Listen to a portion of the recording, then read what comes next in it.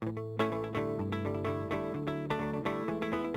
you're going to be on a fun ride of multiple things, so if you haven't already been amazed. Today, we're pulling the curtain back and taking you inside the Woodland Park Zoo. Tiana and Zan are way up in the tree. They're a bit shy, but we'll take you up there. New exhibits, new animals, Who do we have there? and new adventures await right now on Kairos 7.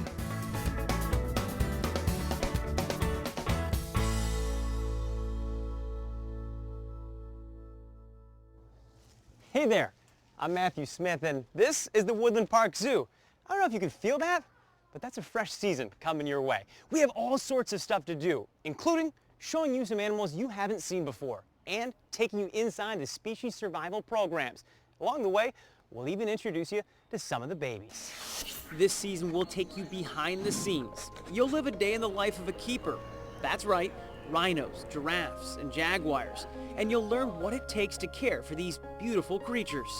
We get so much out of our interactions with the people that work here with us that help to provide this care and help us make these decisions that in the end it's a joy to be able to do it, you know. We're lucky to be able to have these jobs and to be able to care for these magnificent animals. But more importantly, this season, we're going to have some fun. There are new exhibits, new furry friends, and I plan to show you all of them.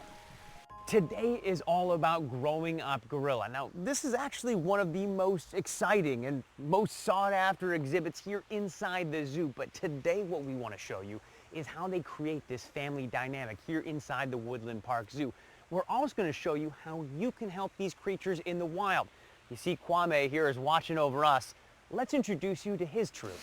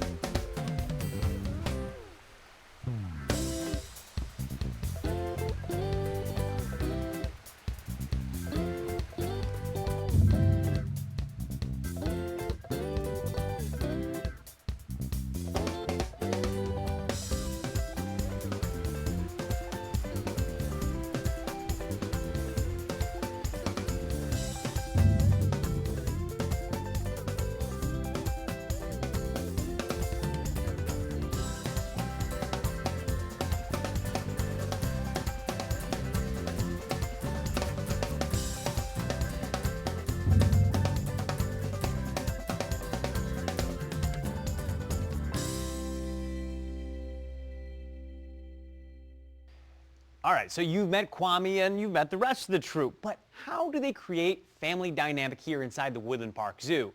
You've got a lot of play here. You've got a toddler, an infant, heck, you've even got the newborn gorilla, and each of them have a long way to go until they grow in to Dad's footsteps.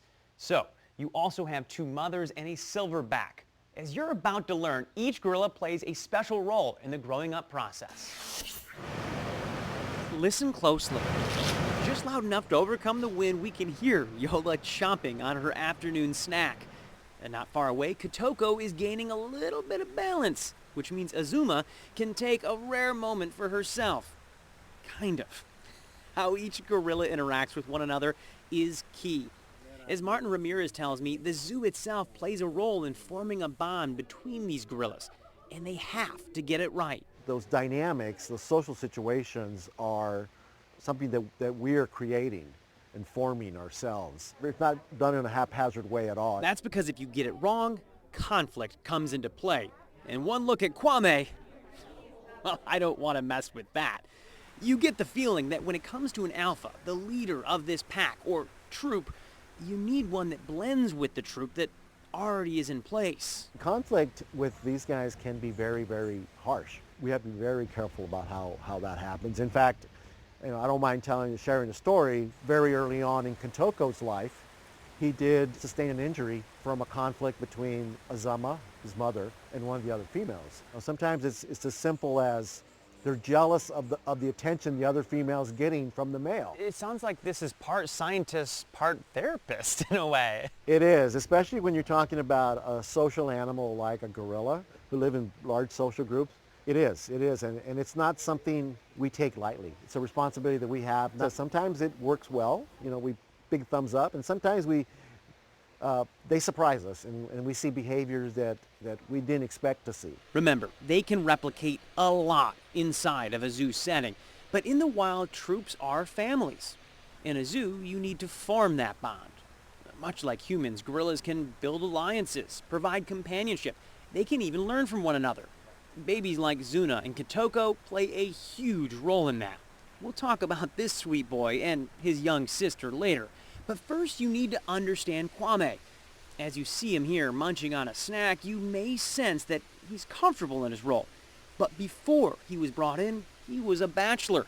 So zookeepers had to play matchmaker to fit him into this troop. We introduced him to 4 other females who had all been born here. So that's the interesting thing, is that. So he was the one that we brought in. And that decision was not just based on personality, it's also genetics. Well, there's no Hello Cupid for gorillas, right? So Exactly. how do you Right. how do you go about classifying personalities? Yeah, so a lot of it has to do with the expertise of our keepers. Each time they interact with one of these animals, they're not only learning as much as they can about their behavior, they're also creating a bond between the keepers and the gorillas so that they can read their behavior. And there is a lot riding on reading that behavior. Our cameras were there when Yola was just a baby. Look at her now. She is all grown up. It almost looks like a different gorilla. But when Kwame first came to this troop, Yola was only 3 years old. Anyone that took on the silverback role in this troop was going to have the right demeanor to step in not only as a protector, but they also had to be gentle. This isn't just for Yola, though. We're also seeing Kwame take on this role as father for Kotoko. Yes, everyone loves a baby. Still a toddler, Kotoko is quite the handful, always staying close to Mom. And Mom, Azuma in Kotoko's case, plays an important role as well. Even deciding which gorilla would have Kwame's first baby had to be thought through. We chose the most dominant female, the one that's I don't want to say matriarch, but she's actually the leader on the female side of this troop. So we chose her first because we needed her to establish that role with all the other gorillas as well. And so being the first one to have a baby, then that allowed us to evaluate her behavior, first of all, but it also changed her status in the troop or reinforced her status in the troop. Keep in mind, a new gorilla, even a baby, changes the dynamics. Since Kwame has arrived, he's brought 2 new gorillas into the fold, Kotoko and baby Zuna.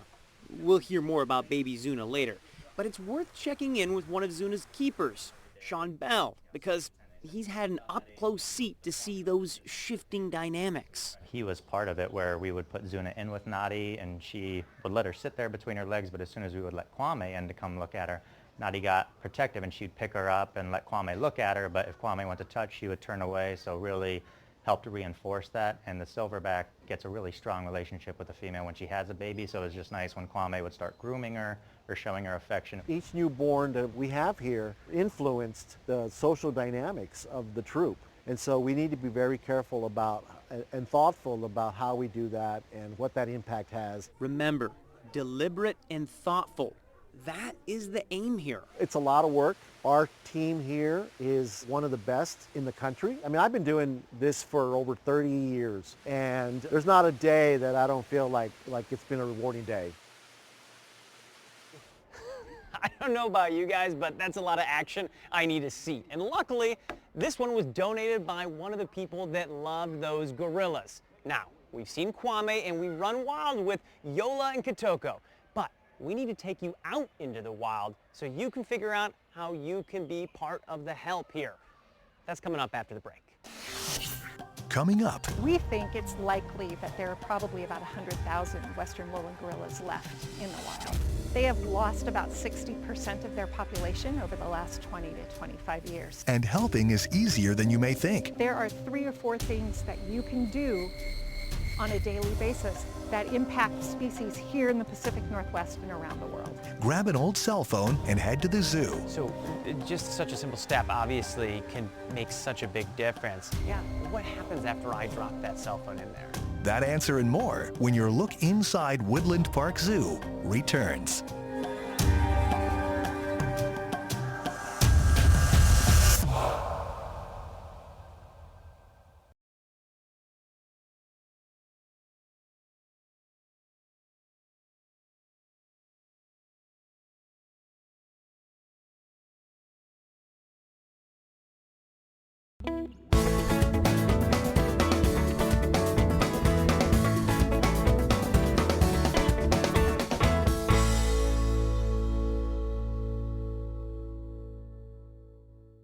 Welcome back. Now, did you know there's actually 4 types of gorilla in the eastern and central part of Africa, and all of them are currently endangered? We've got a list of them here. You've got the western lowland, the cross river, eastern lowland, and the mountain gorilla. Again, all of these gorillas endangered.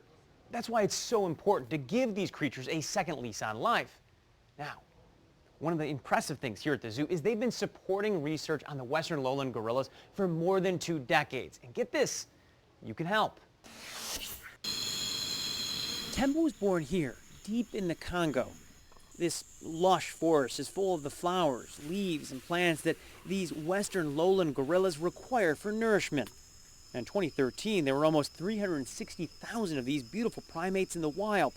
But the land and the gorillas are disappearing. We think it's likely that there are probably about 100,000 western lowland gorillas left in the wild. Are we talking land loss? Are we talking about quality of the land that's left? It's an all of the above situation. So there is poaching for bushmeat.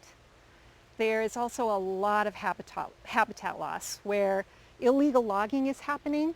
And by doing that illegal logging, you're taking away their habitat and then you're opening it up for mining.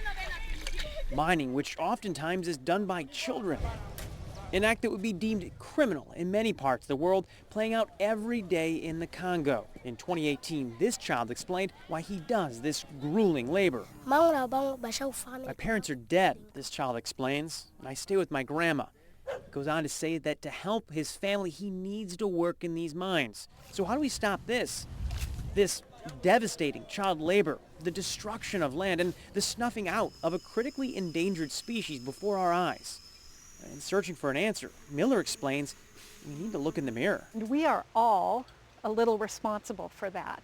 In our handheld electronics, there is a mineral called coltan, which gives your phone or its handheld electronic battery life. And that happens to be mined right where the last of the world's gorillas are living. But we don't have to destroy this land. We don't have to mine here. Coltan is valuable, yes, but it can also be recycled. Phones can be broken down and coltan can be reused thanks to facilities like this one, run by EcoCell. That's why the Woodland Park Zoo has teamed up with them. All you have to do is drop off your old cell phone or handheld electronics into these boxes found inside the zoo. Heck, they put one outside for those who don't even want to come in. Heck yeah, it's as simple as dropping off a handheld electronic. It allows you to make a difference. The numbers add up. The Woodland Park Zoo has collected hundreds and hundreds of pounds worth of electronics. Not only does this program lessen the need for mining coltan, a chunk of the proceeds go to the Mandika Gorilla Project, the people protecting these gorillas on the ground. You're helping these guys and their cousins in the wild. It all may seem a world away, but as Miller explains, these gorillas are an umbrella species. By protecting them, you protect all the wildlife that are dependent on them. That can be traced back to the air we breathe and the water we drink. But the battle to save it all is not easy. There are days when I open my email and I see 5 different emails about conservationists working in the field that, you know, were ambushed, and it just breaks your heart, and all you can do is sit there and cry. So what keeps her going? It's the successes, the troops that are still alive, and the babies still being born. That, paired with the reality, simple actions can make a difference. In fact, simple actions may just save the future Tembos of the world. So while catching a glimpse of a sleeping baby Zuna or a rambunctious Kotoko will inspire awes from guests, for Miller, this all hits on a deeper level. You look at this family and you know the impact that they can have on the world and that they can have on me. And I look at my 19-year-old son and know that this is a world I'm leaving to him. These guys need to be healthy. Their habitat needs to be healthy. Do you think people see that connection between that 19-year-old gorilla versus your 19-year-old son? No, I wish they did. I don't think they do, and that's our job. Our job is to really try to help them make that connection. I think that there's hope. I think people are starting to really realize that without these guys and without clean habitat, it's going to impact us. And so we have to take that step to preserve these animals and the places that they live. So the newest member of the gorilla troop here is Zuna. You could see way off in the distance here. We just had a chance to see her. She's up close with Mom. You can tell she's been attached to Mom's hip as keepers helped mold that relationship between Mama and baby Zuna. Coming up, from bottle feedings to building a bond, we'll explore what infant care looks like. Really exciting going on our weekends for 2 days coming back because she's just a totally different animal by the time you get back. And ask a simple question. So when is it time for the zookeepers to take off the training wheels? I'm going to keep looking for a better view for you. But coming up, we're going to hear from the keepers. But first, a little trivia to help you learn the difference between monkeys and apes. 3 easy questions. You have to check which one is correct. Do apes have a tail? Who has the better posture? And who has the bigger brain? You'll find out the answer and much more when your look inside the Woodland Park Zoo returns.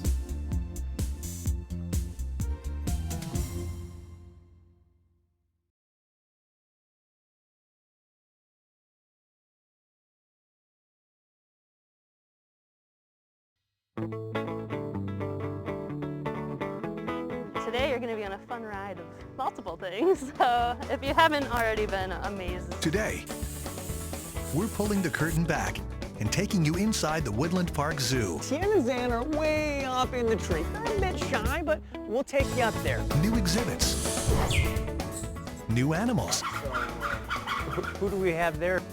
and new adventures await right now on Cairo 7.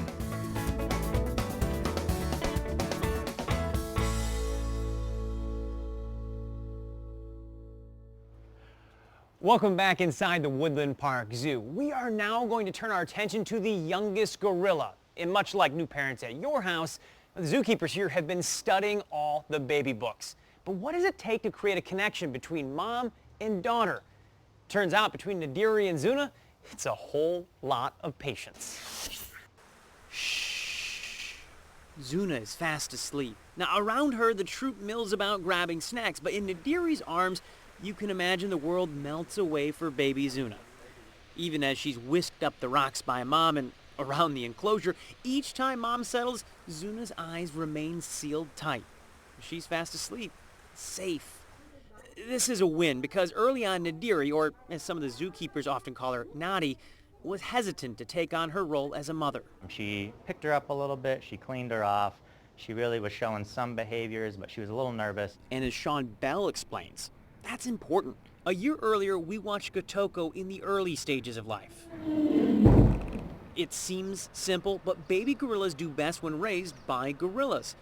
But when the mom doesn't step up, zookeepers have to step in to feed and raise the baby. But that makes difficulties down the road for reintroductions. So when the Woodland Park zookeepers stepped in, they did something different, new. They hatched a co-parenting plan. We'd put Zuna in with Nadi and ask her to pick her up, and she would. But at the end of the session, we'd ask her if she wanted to leave her or take her, and she would usually leave her and go to another room, so we'd go in, pick up Zuna.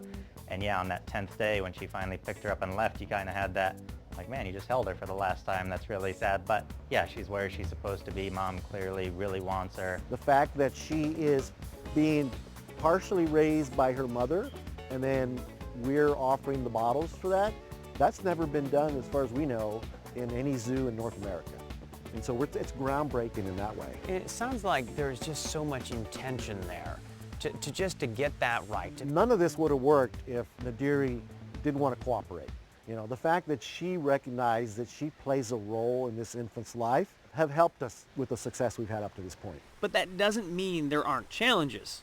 Raising Zuna essentially means working with both mom and child. Nadi always trained holding the baby and Zuna in her left arm, and one day we went down to do a bottle and Zuna's in her right arm.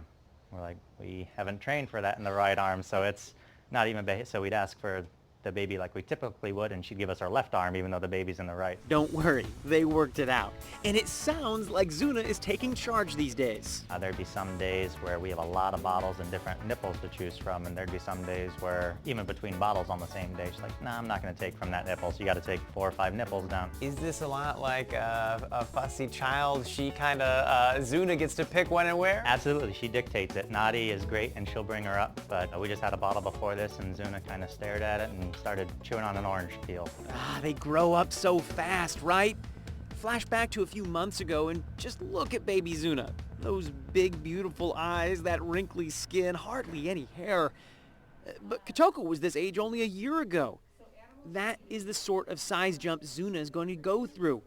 And already it's becoming noticeable. It's really exciting going on our weekends for 2 days coming back because she's just a totally different animal by the time you get back now. You know, just before I left, she wasn't really leaving her feet off the ground, and today, just before we came in, she's on all fours on a vine, climbing up in the holdings inside. So yeah, she's just really, really growing fast. We are watching Zuna hit critical milestones.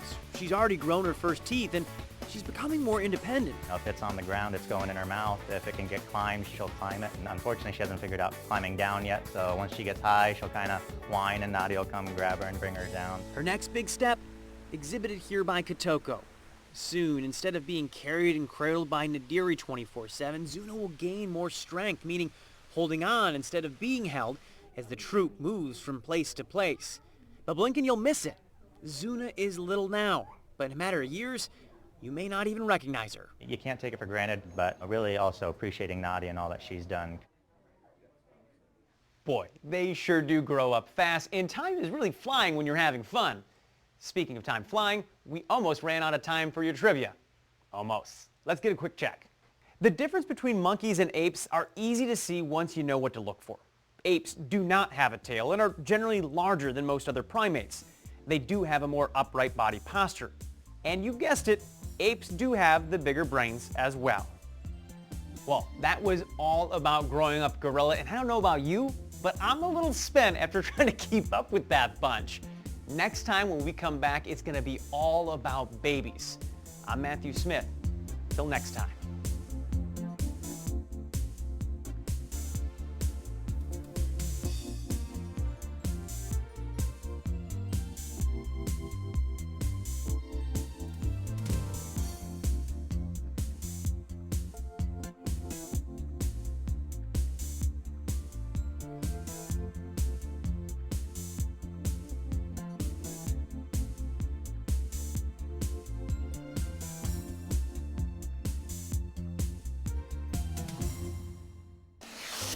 Next time on your look inside Woodland Park Zoo, it's all things zoo babies, penguins, pandas, gorillas, and much more. And one of the things you'll find out is they've had issues. Population decline for about 4 decades. Variety of reasons, climate change, habitat destructions, but how do you keep these swimmers safe? We're talking baby proofing and building bonds, climbing trees, and a new species on the ground. First time we've had red ruffed lemur babies in about 16 years, so it's quite an accomplishment. All that and more next time on Cairo 7.